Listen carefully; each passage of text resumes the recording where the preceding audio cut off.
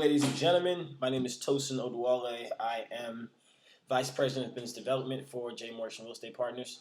I'm going to get into a few questions that I got through social media, over my Twitter and Instagram, and see if we can clear some things out for you guys that are just getting into wholesale or just getting into real estate investing. And you just have a few questions. You're not really sure what's going on. So, first question comes from In Rod We Trust from Instagram. Says, appreciate what you've done for the culture. I don't hear of many people from here. Boston, Massachusetts is here where he's talking about. I don't hear from many people from here who wholesale, if at all. My question is, the majority of lessons I've come across include title companies. Here in Massachusetts, we use attorneys as opposed to title companies. Does that make transactions more difficult to process? Am I still able to do assignments, or because we use attorneys, I'm only able to perform double closes? Question mark. And what are some pros and cons of attorney states instead of title companies? Okay, so to answer your question, you don't need an attorney to do a wholesale deal. You don't necessarily need a title company to do a wholesale deal. That's not really where you fit in the equation. Your main objective is to negotiate a purchase price with your seller, and then to assign that contract to your investor and to your buyer. Now, it's really your investor's job and your buyer's job to go get an attorney and go get a title company and do all of that. That really does not have anything to do with you. So you don't really need to worry or upset yourself about that. Focus on getting your deals 65% under market value. Focus on finding the properties, whether you're using bandit signs, whether you're going on Craigslist, whether you're driving for dollars, whether you're, driving around, you see an abandoned house, you write down the address, and you go and try to locate the owner.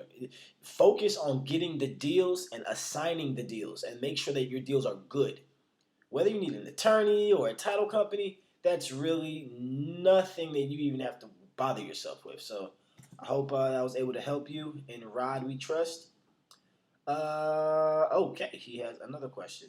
In Rod We Trust, second question is, the cost of living here in Boston is very expensive, similar to San Francisco and New York City.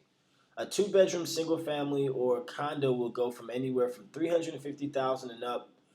The ARV formulas and formulas used to create a spread come mainly from places where the cost of living is way lower. Do you recommend a different way to get numbers in a city that is way more expensive? Okay, how can I put this? The numbers and the scale that we use to calculate whether a deal is good or not can be used anywhere in the country. 65% of ARV in New Jersey is the same formula you want to use as 65% of the ARV in Boston. The numbers will be different because the markets are different, but that's the range you want to stay in. So for example, let's say in Boston, let's say you find a property and the comps are coming in at $1 million. Okay, that's pretty high. That's very high. So you'd want to make sure that you get this property under contract, meaning the cost of acquiring the property and the cost of your renovations would come out to a total of $650,000. So that's where you want to be. So let's say the property needs $50,000 in renovations. Then you need to get that property under contract for 600 grand. And you're going to assign it to your buyer, to your investor, maybe, 600, maybe for 5,000, anywhere from 5,000 to $10,000.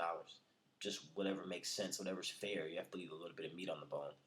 And then your investor would now put in his 45 or his 50 grand to come in at 65 or 66% market value, and everything is copacetic. So it doesn't really matter what the numbers are. It doesn't really matter whether the property values are high or they're low. As long as you're using that 65% market value rule, then you'll be okay. You're in a good space.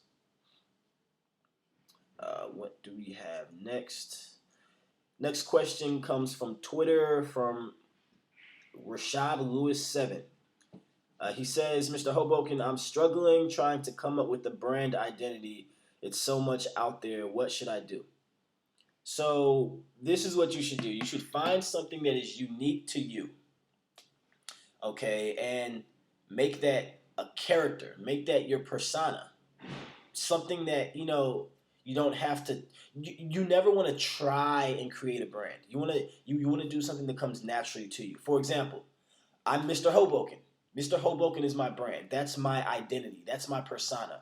I told myself that when I became an agent, I wanted to be synonymous with Hoboken, New Jersey, meaning that when people hear Hoboken, they hear about me.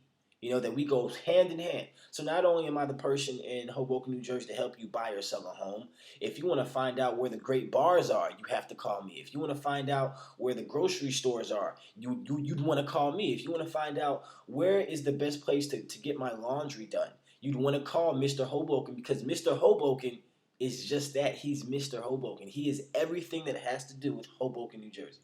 So that's just the way that I chose to approach it. Now for you, you need to just find something that is, unique to you. I know when Jay started branding himself, he called himself Jay Mr. Real Estate. Basically, anything you need to know about real estate, I'm your guy. I'm Mr. Real Estate. So it's very simple.